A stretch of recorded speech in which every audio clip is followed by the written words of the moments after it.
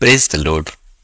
Bible की कहानी इन Hindi YouTube channel में आप सभी का स्वागत है। मेरे प्रियो, आज हम देखेंगे मना और बटेरे की कहानी के विषय में, जो हमें निर्गमन की पुस्तक अध्याय 16 में मिलती है। इससे पहले कि मेरे प्रियो हम वीडियो को शुरू करें, यदि आप लोग अभी तक मेरे चैनल को सब्सक्राइब नहीं किए हैं तो जरूर कर दें, ताकि इसी प्रकार की वीडियो आप लोगों को मिलती रहेगी। ये उस समय की बात है जब इस्राएली लाल समुद्र पार करके जंगल में होते हुए आगे बढ़ रहे थे और वे एलिम से कूच करके सीन नामक जंगल में आ पहुंचे। तब इस्राएलियों की सारी मंडली मूसा और हारून के विरुद्ध बकबक करने लगे कि जब हम मिस्र देश में थे तब मांस की हंडियों के पास बैठकर मनमाना भोजन करते थे। तब यदि हम यहोवा के हाथ से मार भी डाले जाते तो यह उत्तम था, परंतु तुम हम लोगों को इसलिए लाए हो कि सबको भूखा मार डालो। तब यहोवा ने मूसा से कहा, देखो, मैं तुम लोगों के लिए आकाश से भोजन वस्तु बरसाऊंगा और ये लोग प्रतिदिन बाहर जाकर प्रतिदिन का भोजन इकट्ठा करेंगे। इससे मैं उनकी परीक्षा करूंगा कि वे मेरी व्यवस्था पर चलेंगे कि नहीं, और ऐसा होगा कि 8वें दिन वो बाकी दिनों से 2 गुना बटोर कर रखेंगे। तब मूसा और हारून ने इस्राएल के लोगों से कहा कि शाम को तुम देखोगे कि जो तुमको मिस्र देश से निकाल लाया वो यहोवा है, और भोर का समय में यहोवा का तेज तुमको दिखाई देगा, क्योंकि तुम जो यहोवा पर बुड़बुड़ाते हो उससे वह सुनता है।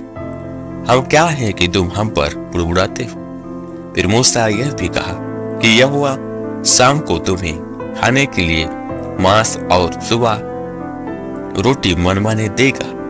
तब मूसा और हारून ने यहोवा की सारी मंडली को यहोवा के सामने इकट्ठा किया और देखा कि यहोवा के तेज बादल में दिखाई दिया है। तब यहोवा ने मूसा से कहा कि इस्राएलियों का बुड़बुड़ाना मैंने सुना है। उनसे कहा दे कि शाम के समय तुम मांस खाओगे और भोर को तुम रोटी से दीप्त हो जाओगे, और तुम यह जान लोगे कि मैं तुम्हारा परमेश्वर यहोवा हूँ। तब ऐसा हुआ कि शाम के समय बटेरे आकर सारी छावनी पर बैठ गई और भोर को छावनी के चारों ओर ओस पड़ी। और जब ओस सूख गई तो वे क्या देखते हैं कि जंगल की भूमि पर छोटे छोटे छिलके पाले के किनकों के समान पड़े।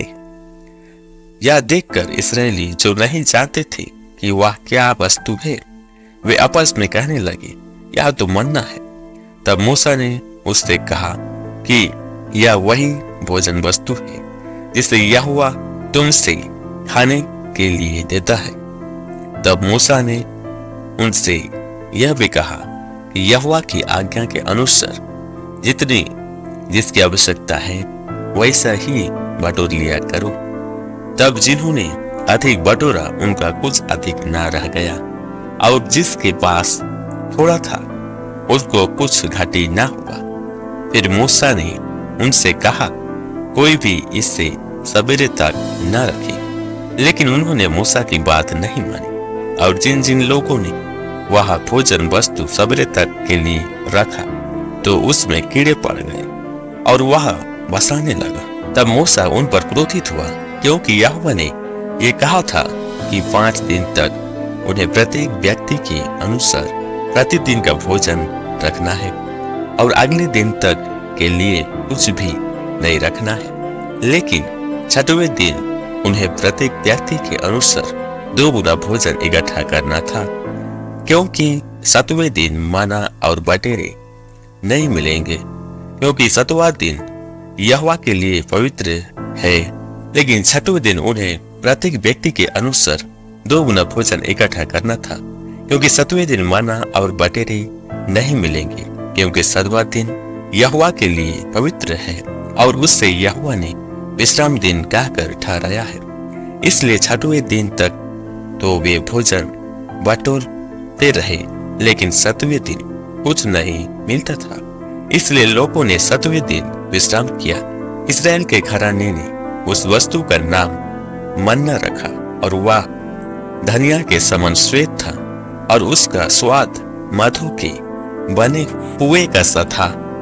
फिर मूसा ने कहा, यहोवा ने जो आज्ञा दी है वह यह है कि इसमें से ओमेर भर अपने वंश की पीढ़ी पीढ़ी के लिए रख छोड़ो, जिससे वे जान सकें कि यहोवा हमको मिस्र देश से निकालकर जंगल में कैसी रोटी खिलाता था। तब मूसा ने हारून से कहा, एक पात्र लेकर उसमें ओमेर भर लेकर उससे यहोवा के आगे रख दे कि वह तुम्हारे पीढ़ियों के लिए रखा रहे। तब हारून ने उसको साक्षी के संदूक के आगे रख दिया कि वह वहीं रखा रहे। और इस्राएली जब तक बसे हुए देश में ना पहुंचे तब तक अर्थात 40 वर्ष तक माना खाते रहे। वे जब तक कनान देश की सीमा पर नहीं पहुंचे तब तक माना खाते रहे। तो मेरे प्रियो, इस पूरी कहानी हमें यही सिखाती है कि परमेश्वर भला है और वह अपने लोगों की हमेशा चिंता करता है और उनके हर जरूरतों को पूरा करता है। लेकिन यहाँ हम देखने पाते जब इस्राएलियों को भूख लगी तब परमेश्वर के विरुद्ध बुड़बुड़ाने लगे। वे भूल गए कि परमेश्वर ने उनके लिए कितने सारे आश्चर्य कर्म दिखाते हुए उनको यहाँ तक लेके आया है।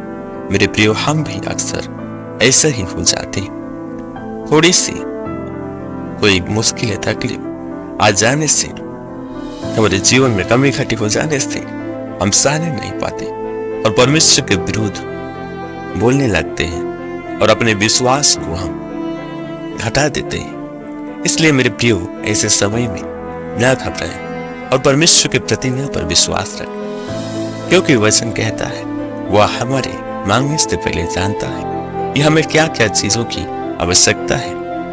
वो हमारे हर जरूरत निश्चय पूरा करेंगे, क्योंकि उनका प्रतिज्ञा में हाँ और आमीन।